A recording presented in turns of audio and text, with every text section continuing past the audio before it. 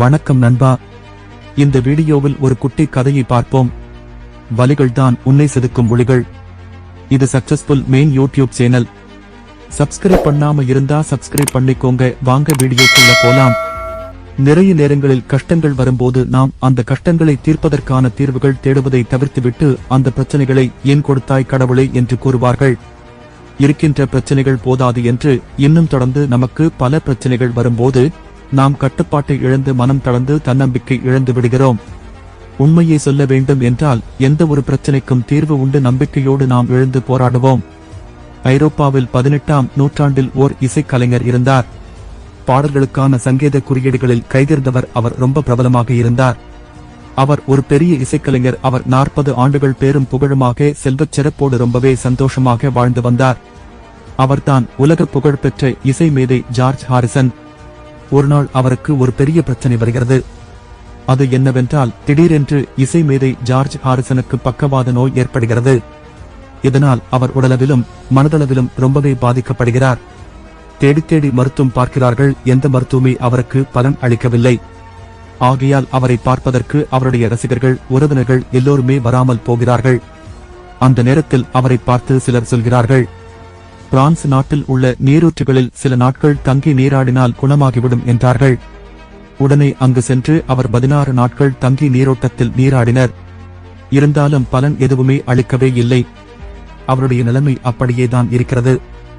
அப்போது அவருக்கு திடீரென ஞாபகம் வருகிறது, எந்நாளுமே இறைவனிடம் முறையிடுவது மட்டுமே கடவுள் பக்தி என்பது இல்லை. இறைவனிடம் நாம் எந்த ஒரு வேண்டுதலும் வைத்தது இல்லை என்று ஓடினார். கொஞ்சம் சில நாட்களில் விரைவிலேயே அவர் உடல் நோய் குணமாக ஆரம்பிக்கிறது. அந்த நேரத்தில் அவருக்கு வேறொரு பிரச்சனை வருகிறது. இவ்வளவு நாள் பேரும் புகழுடன் இருந்த அந்த இசை மேதையின் இசை அமைக்கும் சக்தி குறைந்து போகிறது. பாடல்களுக்கான சங்கீத குறியீடுகள் எழுதுகிற அந்த சக்தி குறைந்து விடுகிறது. அதனால் அவருக்கு முன்பு மாதிரி வருமானம் இல்லாமல் போய்விடுகிறது. அவர் வறுமையின் கோரப்படியில் அகப்பட்டு ரொம்பவே கஷ்டப்படுகிறார். லண்டன் வீதியில் பைத்தியக்காரன் மாதிரி அலைந்து திரிகிறார். அப்படி ஒரு கொடூரமான நிலைமைக்கு அவர் தள்ளப்படுகிறார். அவர் மனசு ரொம்பவே நொந்து போகிறார். கடவுளை பார்த்து கேட்கிறார், தெய்வமே, இப்படி அலைவதற்காக என்னை அந்த ஒரு கொடுமையான நோயிலிருந்து மீட்டினாய் என்று புலம்பிக் கொண்டு வீட்டிற்கு போகிறார். மனசுக்குள்ள அவர் நினைக்கிறார், எப்படியும் நான் இதிலிருந்து மீண்டு வருவேன். அப்படி நினைத்துக் கொண்டு வீட்டிற்கு உள்ளே சென்றதும் அவருக்காக ஒரு கடித தொகுப்பு காத்துக் கொண்டிருக்கிறது. அது அவரோட கண்களில் படவே அதை எடுத்து பார்க்கிறார். அவை அனைத்தும் தெய்வத்தை பற்றிய பாடல் வரிகள். தாமதம் செய்யாமல் இதற்கு உடனடியாக இசையமைத்து குறிப்பு எழுதுங்கள், இது இறைவனின் உத்தரவு என்று அந்த கடிதத்தில் இருக்கிறது. பிரபலமான கவிஞர் அந்த வேண்டுகோளை அவருக்காக அனுப்பியிருக்கிறார். அந்த வரிகள் என்னவென்றால், உலகம் வெறுத்தது உள்ளவர் எவரும் அவனுக்கு முன் வரவில்லை, உதவி செய்ய இரக்கம் கொண்ட எங்கு உள்ளார் என ஏங்கியலின்தான் வீதி எங்கும் ஓடி மறைந்தனர். அப்போதே இந்த பாடல் வரிகள் அவரோடு கண்ணில் படுகிறது. நம்முடைய நிலைமை அப்படித்தான் இருக்கிறது, கடவுள்தான் காப்பாற்ற வேண்டும் என்று நினைக்கிறார். மேலும் அந்த இசை மேதைக்கு ஒரு புது தெம்பு கிடைக்கிறது. காணாமல் போயிருந்த சங்கீத குறியீடுகள் மீண்டும் அவருக்குள் வருகிறது. புது உற்சாகத்துடன் ஒரு புது மனநிலையோடு இசையமைக்க வருகிறார். வெறும் 24 நாட்களில் ஒரு அற்புதமான இசை அமைப்பை உருவாக்கி தருகிறார். அது ரொம்பவே பிரபலம் ஆகிறது. பழையபடி பெயரும் புகழும் அடைகிறார்.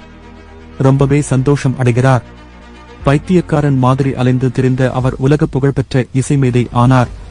கடினமான சூழ்நிலையிலும் வாழ வைத்த தெய்வம் எப்படியும் உயர்வளிக்கும் என்பதில் சந்தேகமே இல்லை. இந்த ஒரு உற்சாக கதையை நம் மனதிற்குள் நினைத்துக் கொண்டு செயல்பட வேண்டும். எப்படிப்பட்ட பிரச்சனைகளுக்கும் ஒரு தீர்வு இருக்கும். நாம் வாழ்க்கையில் சந்திக்கும் பிரச்சனைகளை மனம் தளராமல் மீண்டும் வருவேன் என்கிற நம்பிக்கையோடு செயல்பட்டால் வெற்றி நிச்சயம். நன்றி. ஓகே நண்பா, அடுத்த வீடியோவில் பார்ப்போம். இதற்கு முன் போட்ட வீடியோக்களை பாருங்கள், உங்களுக்கு பிடிக்கும். இதுபோல் வீடியோ தொடர்ந்து பார்க்க சக்சஸ்ஃபுல் மெயின் சேனலை சப்ஸ்கிரைப் பண்ணிக்கோங்க நண்பா.